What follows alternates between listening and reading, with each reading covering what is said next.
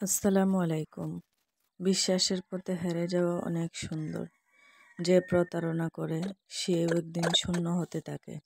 মানুষ ভাবে প্রতারকই সুখে দিন কাটায়। আসলে না, সে হারায় সবচেয়ে মূল্যবান সম্পর্ক।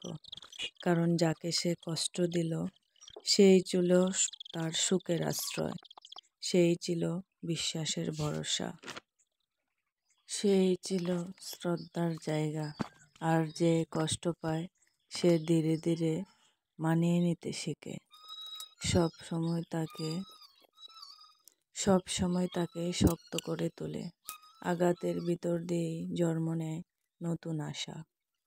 তাই আমি মনে করি অবিশ্বাস বেছে নিয়ে বাঁচার চাইতে বিশ্বাসের পথে হেরে যাওয়া অনেক সুন্দর। কারণ বিশ্বাসী মানুষের সমাপ্তি হয় শান্তিতে। তাই কখনো কারো বিশ্বাস ভাঙবেন না, কারণ অবিশ্বাস থেকে জন্ম নেয় মানুষের প্রতি খারাপ মনোবল।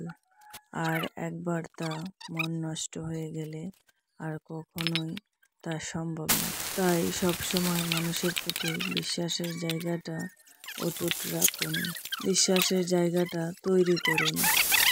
তাহলে আপনি ভালো থাকতে পারবেন এবং অন্যকে ভালো রাখতে পারবেন। যদি কারোর জন্য ভালো কিছু করতে না পারো, তবে তার জন্য খারাপ কিছু করো না, যাতে তার কষ্ট হয়। বিশ্বাস এমন একটা শব্দ যা নিয়ে মানুষ সারা জীবন বাঁচে, স্বপ্ন দেখে, হাজার বছর বাঁচার ইচ্ছা পোষণ করে। রাসূল সাল্লাল্লাহু আলাইহি ওয়াসাল্লাম বলেছেন, বিশ্বাসঘাতক কখনোই জান্নাতে প্রবেশ করতে পারবে না। বিশ্বাসের জায়গাটা অটুট থাকলে আল্লাহ তাআলা তার উপর শান্তি বর্ষিত করে। আর দুনিয়ার শান্তির জন্য বিশ্বাসঘাতকতা করা ঠিক না। আমরা কেউই চিরস্থায়ী এই পৃথিবীতে থাকবো না। একদিন সবাইকে চলে যেতে হবে। তখন সাথে আর কিছুই যাবে না, যাবে ঈমান, আমল।